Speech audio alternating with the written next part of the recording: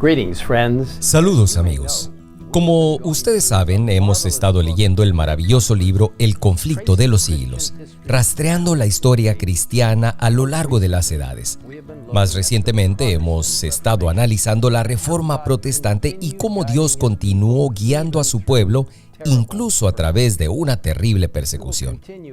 Continuaremos nuestro estudio regular la próxima semana, pero hoy estamos recordando una fecha muy importante en la historia del movimiento remanente de Dios de los últimos días, 20 de mayo de 1863.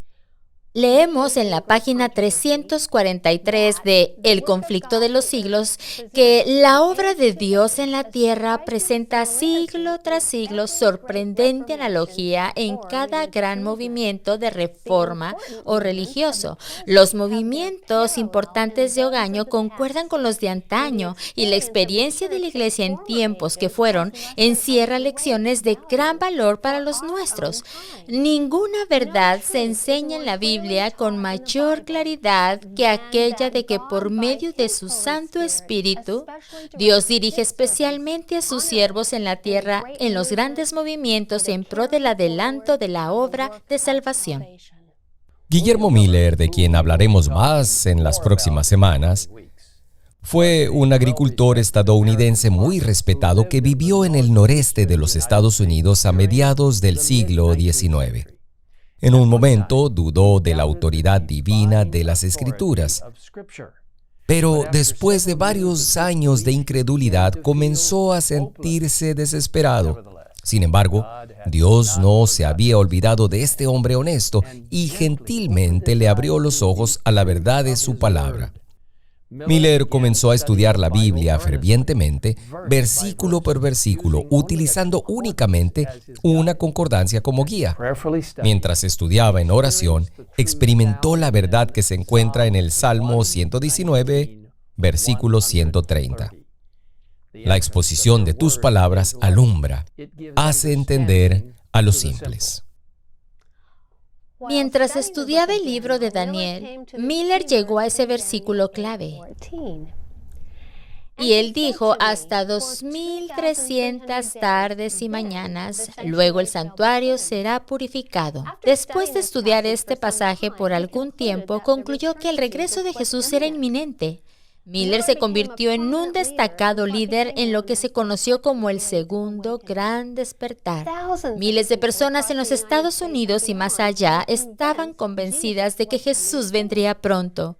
Con base en las profecías de Daniel, finalmente se determinó que Jesús regresaría el 22 de octubre de 1844.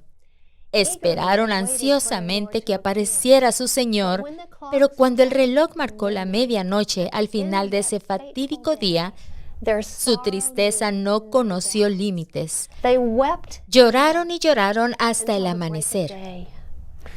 Esta experiencia fue predicha en el libro de Apocalipsis, donde una voz del cielo le dice al apóstol Juan: la voz que oí del cielo habló otra vez conmigo y dijo, ve y toma el librito que está abierto en la mano del ángel que está en pie sobre la mar y sobre la tierra. Cuando Juan pide el librito, el ángel le dice, toma y cómelo, y te amargará el vientre, pero en tu boca será dulce como la miel.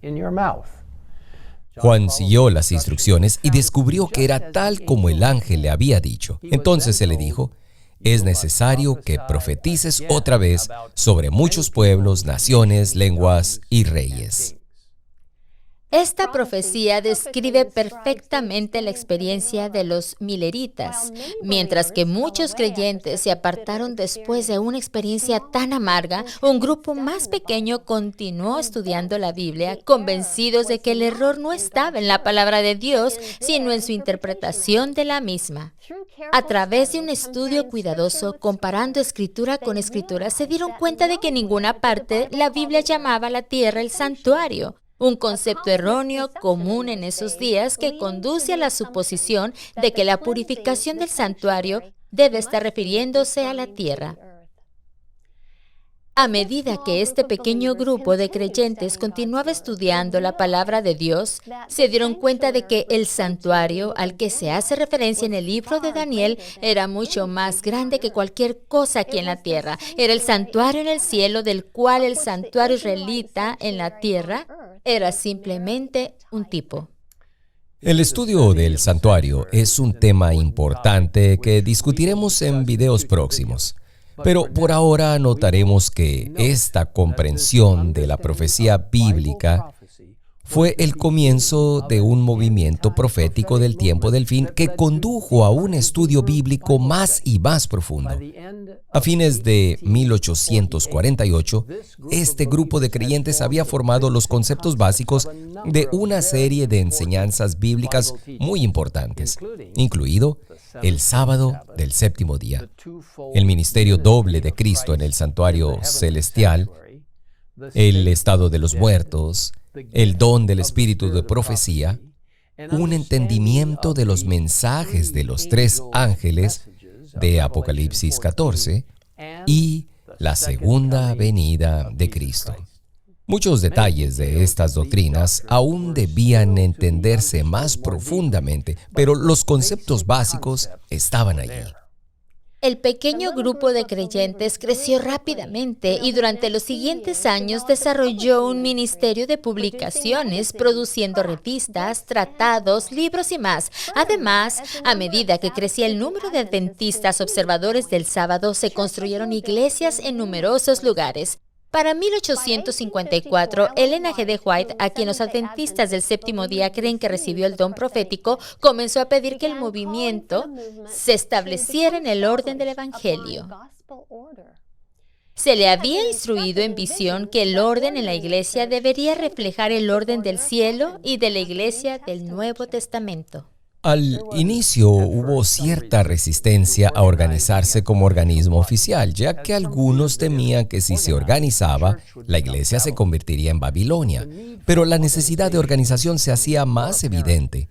Proporcionaría alguna forma de aprobación y apoyo formal para aquellos en el ministerio y una forma de reconocer a los miembros. También era necesario que hubiera una disposición legal para la tenencia de propiedades como la imprenta y los edificios de las iglesias. Por fin, se dio un paso importante en el otoño de 1860, cuando se votó oficialmente el nombre Adventista del Séptimo Día en una conferencia especial celebrada en Battle Creek, Michigan. La primavera siguiente se incorporó legalmente la Asociación de Publicaciones Adventistas del Séptimo Día. En abril de 1861 se dieron más pasos durante una reunión en Battle Creek, donde se decidió formar conferencias estatales y una conferencia o asociación general. Varios meses después, las iglesias del estado de Michigan se unieron para formar la primera conferencia estatal. Esto fue muy significativo, ya que se tomaron muchos otros pasos importantes, incluida la adopción de un procedimiento para proporcionar credenciales a los ministros de la conferencia o asociación, así como procedimientos para la elección de los oficiales de la iglesia y para aceptar nuevos miembros de la confraternidad. Pronto, las iglesias en varios otros estados también se unieron para formar conferencias. Así se preparó el escenario para que todas las conferencias estatales se unieran para formar una conferencia general de la Iglesia Adventista del Séptimo Día. ¿Cómo sucedió esto? David Trim, director de la Oficina de Archivos, Estadísticas e Investigación de la Asociación General, explica en su libro Corazones de Fe cómo nos convertimos en adventistas. La importante reunión comenzó la noche del miércoles 20 de mayo de 1863. Después de que los delegados llegaran en tren a Battle Creek, hubo 18 delegados provenientes de 5 de las 6 conferencias estatales existentes, incluidas Michigan, Nueva York, Illinois, Wisconsin, Minnesota y Iowa. La conferencia de Vermont no envió delegados, pero las iglesias de Ohio, que aún no se habían constituido en una conferencia, enviaron 2 delegados. Además, hubo muchos observadores interesados, incluida Ellen G. de White. La primera acción de los delegados fue elegir un presidente y un secretario temporales. El presidente era Jotham Aldrich, que tenía 35 años y se había convertido apenas 3 años antes. Uriah Smith tenía 31 años y fue elegido secretario. Curiosamente, él no era un delegado. Luego, el grupo cantó En tu nombre comenzamos, del himnario que Jaime White publicó 2 años antes. Los delegados presentaron sus credenciales para su verificación y se levantó la sesión hasta la mañana siguiente. Al día siguiente, jueves 21 de mayo, se eligieron 8 delegados para redactar una constitución, la cual fue aprobada por unanimidad, y con eso se fundó oficialmente la Asociación General de los Adventistas del Séptimo Día. Esto proporcionó una estructura permanente con campos locales y sesiones anuales. Habría 3 funcionarios permanentes, presidente, secretario y tesorero, y una junta ejecutiva de 3. Es interesante que la Constitución original comenzaba con un preámbulo explicando por qué se estaba estableciendo la Asociación General. Era con el propósito de asegurar la unidad y la eficiencia en el trabajo y promover los intereses generales de la causa de la verdad presente. Además, la Constitución señalaba que el comité ejecutivo debía supervisar todo el trabajo misionero, decidir dónde se necesitaba tal trabajo y quiénes irían como misioneros. Desde entonces, Dios ha bendecido enormemente a su iglesia, creciendo de solo 3.500 miembros y 6 conferencias en 1863 a más de 22 millones de miembros, con presencia en más de 200 países y territorios alrededor del mundo. La iglesia opera miles de escuelas, hospitales, editoriales, ministerios de medios y más. Todo con el propósito de ministrar a los demás y compartir la esperanza que tenemos con el mundo. Amigos, Dios organizó la Iglesia Adventista del Séptimo Día para la unidad, la identidad y la misión, para proclamar los mensajes de los 3 ángeles de los últimos días a un mundo necesitado. Es el movimiento profético descrito en el libro de Apocalipsis, y Dios nos invita a avanzar hoy en su llamado especial. Su palabra profética es 100% confiable. Podemos contar con ella. Para concluir, me gustaría compartir con ustedes estas asombrosas palabras grabadas en Habacuc, capítulo 2, versículos 2 al 4. Y Jehová me respondió y dijo: escribe la visión y declárala en tablas, para que corra el que leyere en ella.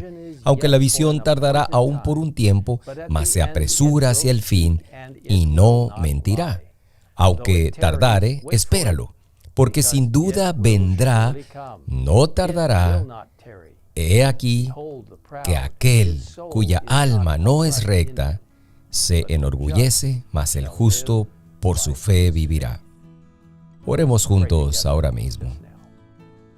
Padre Celestial, gracias por liderar tu movimiento a lo largo de las décadas, sí, incluso de los siglos, desde el principio de los tiempos. Gracias por tener un pueblo a lo largo de la historia que se adhirió a los mandamientos de Dios y a los principios del cielo mismo.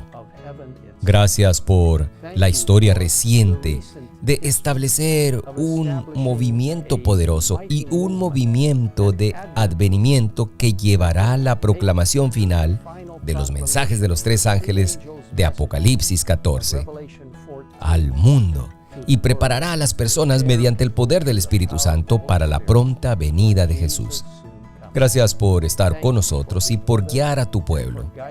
Bendícenos ahora, mientras verdaderamente te miramos a ti, aquel que puede ayudarnos a vivir verdaderamente por fe, completamente en ti y por la gracia de Jesucristo. Todo esto te lo pedimos en el nombre de Cristo. Amén. Amen.